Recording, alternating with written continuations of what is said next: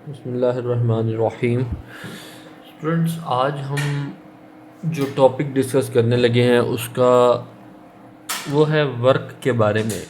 अब वर्क जो आम सिचुएशन में हम जिस वर्क को देखते हैं वो कोई भी काम, मेंटल एफर्ट को भी हम वर्क बोल रहे होते हैं या मुख्तलिफ चीज़ों को वर्क बोल रहे होते हैं, लेकिन फ़िज़िक्स की टर्म में वर्क जो है वो दो चीज़ों के ऊपर डिपेंड कर रहा होता है। वो कौन कौन सी चीज़ें हैं? वर्क कर रहा होता है जी फोर्स, और दूसरी चीज़ है डिस्प्लेसमेंट। अब मसला ये है कि फोर्स और डिस्प्लेसमेंट, फोर्स जो है वो एक वेक्टर क्वांटिटी है। Force is a vector quantity.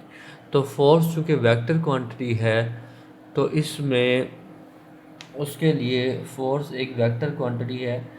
तो ये दो चीज़ों, यानी कि आप किसी चीज़ पे फोर्स लगाएं तो अगर वो कोई डिस्टेंस कवर करे तो उसको वर्क कहते हैं। फॉर एग्जांपल, ये एक चीज़ पड़ी है, अगर मैं इसके ऊपर फोर्स लगा रहा हूँ और ये कोई डिस्टेंस कवर नहीं कर रही तो ये वर्क नहीं है फिज़िक्स की टर्मिनोलॉजी में। लेकिन अगर मैं इसके ऊपर फोर्स लगा रहा हूँ और ये डिस्टेंस कवर कर रही है तो तब ये वर्क होगा। यानी कि दो चीज़ों पे डिपेंड करेगा, फोर्स और डिस्टेंस दोनों पे, और डिस्टेंस की भी कोई ना कोई मैग्नीट्यूड होनी चाहिए।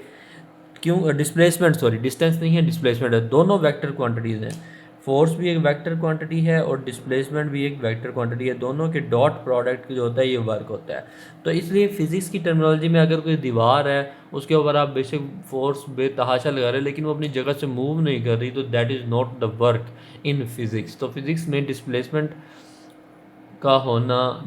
होना बहुत ज़रूरी है। तो फिज़िक्स में डिस्प्लेसमेंट की कोई ना कोई वैल्यू होनी चाहिए। तो जैसे कि आपने वेक्टर्स में पढ़ा है कि वेक्टर्स में दो किस्म के, अगर प्रोडक्ट्स, वेक्टर के प्रोडक्ट्स की बात करें तो एक डॉट प्रोडक्ट होता है और एक होता है जी क्रॉस प्रोडक्ट। तो डॉट प्रोडक्ट होता है और क्रॉस प्रोडक्ट। डॉट प्रोडक्ट जो होता है वो, आपको पता है कि कोई भी दो वेक्टर्स का अगर डॉट प्रोडक्ट हो तो फिर उसको हम इस तरह एफ डी कॉस थीटा इसको कर सकते हैं। ये अगर आपको चीज़ नहीं पता डॉट प्रोडक्ट और क्रॉस प्रोडक्ट क्या होते हैं तो इस पर मेरी ऑलरेडी एक वीडियो मेरे चैनल पे होगी, या फिर मैं आपको डॉट और क्रॉस प्रोडक्ट की एक अलग से वीडियो भी बना के दे दूंगा। जिन स्टूडेंट्स को नहीं पता वो मुझे बता सकते हैं कमेंट्स में। तो अगर हम ये दो वेक्टर्स का डॉट प्रोडक्ट लेते हैं तो हमारा वर्क आता है। तो वर्क जो होता है वो फोर्स एंड डिस्प्लेसमेंट का डॉट प्रोडक्ट है।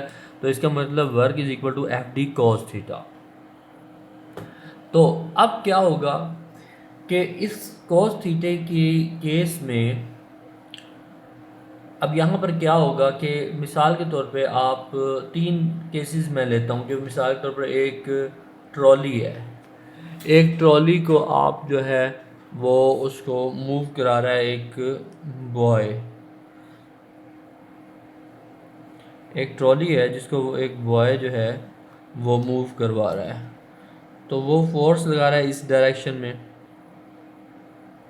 यहाँ पर वो बॉय है तो वो जनाब फोर्स लगा रहा है इस डायरेक्शन में, लेकिन ये मूव कर रही है इस डायरेक्शन में। डिस्प्लेसमेंट इसका है इस डायरेक्शन में।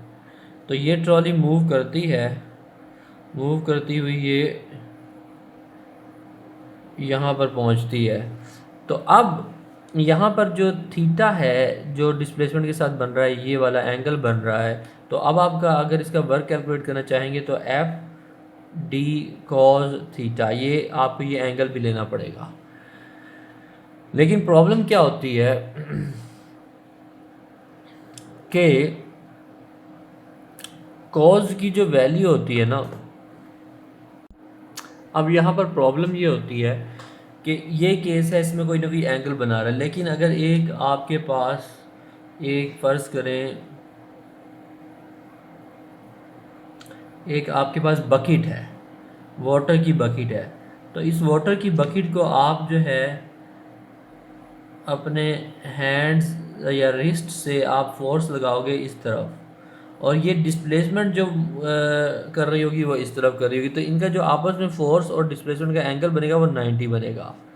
जबकि जो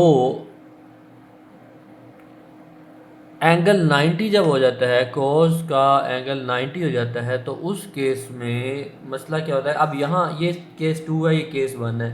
यहाँ तो कोई ना कोई एंगल 90 से लेस बन रहा है, यानी कि लेस देन 90 से लेस देन थीटा 90 से लेस देन है, तो यहाँ पर वर्क जो होगा वो एफ डी कोस थीटा। तो कोस थीटा अगर लेस देन 90 हो तो फिर तो यहाँ कोई ना कोई पॉजिटिव वैल्यू आएगी। ठीक है जी, पॉजिटिव वैल्यू आएगी। लेकिन अगर थीटा आपका 90 हो जाए तो इस केस में जब आप वर्क फोर्स भी लगा रहे होगे, आप डिस्प्लेसमेंट भी कर रहे होगे, और जब आप कोस 90 यहाँ वैल्यू लगाओगे तो ये कोस 90 ज़ीरो हो जाएगा। कोस 90 चूँकि ज़ीरो होगा तो फिर ये सब प्रोडक्ट हैं चूँकि, तो ये सबको ज़ीरो कर देगा, तो वर्क ज़ीरो हो जाएगा। इसका मतलब अगर फोर्स और डिस्प्लेसमेंट के दरमियान 90 का एंगल आ रहा हो तो आपका वर्क ज़ीरो हो जाता है फिज़िक्स में। हालांकि आप एक्चुअली वर्क कर रहे होगे, लेकिन फोर्स चूँकि आप अपवर्ड लगा रहे हो और डिस्प्लेसमेंट जो है इस तरफ को मूव हो रहा है, तो आपका एक्चुअली वर्क डन जो है वो फिज़िकल वर्क डन फिज़िक्स की टर्म में वो ज़ीरो हो जाता है। तो फोर्स और अगर ये 90 हो, और अगर ये ग्रेटर देन 90 हो जाए, ये एंगल थीटा जो है, अगर थीटा ग्रेटर देन 90 हो जाए तो फिर जो वर्क है वो नेगेटिव में आएगा। अब यहाँ तो पॉजिटिव में कॉज आएगा अगर लेस देन 90 हो, जिस तरह ये लड़का इस तरह कर रहा है, या ये इस, या अगर यहाँ से बिल्कुल सीधी फोर्स लगाए, या ये 90 से कम फोर्स लगाए, तो उस केस में कॉज की वैल्यू पॉजिटिव आएगी, और वर्क हमेशा पॉजिटिव रहेगा जब एंगल लेस देन 90 हो। तो ये 3 केसेस हैं। और वर्क का जो यूनिट है, अब वर्क जो है वो फोर्स का यूनिट न्यूटन होता है, डिस्प्लेसमेंट का यूनिट मीटर होता है। तो वर्क का यूनिट न्यूटन मीटर है।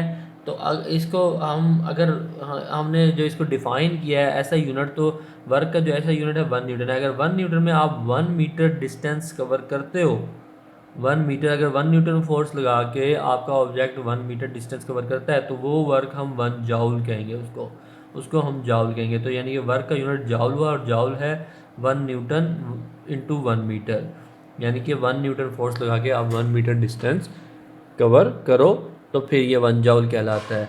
ये है वर्क की कुछ कॉम्प्लिकेशंस। ये मैंने आपको आज वर्क के बारे में कुछ बातें बताई हैं, यानी कि वर्क को आप कैसे करते हैं, ये इंट्रोडक्शन है वर्क का।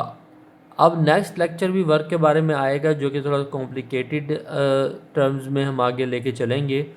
तो इस सीरीज़ को आप देखें और दूसरे स्टूडेंट्स के साथ शेयर भी करें।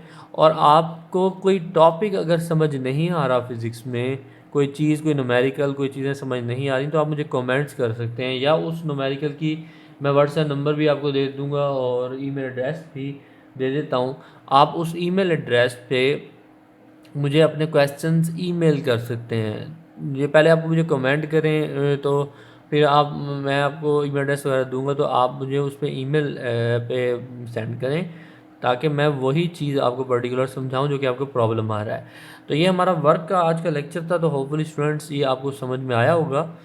तो हमारे चैनल को सब्सक्राइब भी करें, लाइक भी करें, और हम फर्दर मोर स्टडीज़ करेंगे work on a variable force. ये तो कांस्टेंट फोर्स की मैंने तीनों चीज़ें डिस्कस की हैं, मैं वेरिएबल फोर्स को भी इंशाल्लाह नेक्स्ट लेक्चर में डिस्कस करूँगा। Thanks for watching.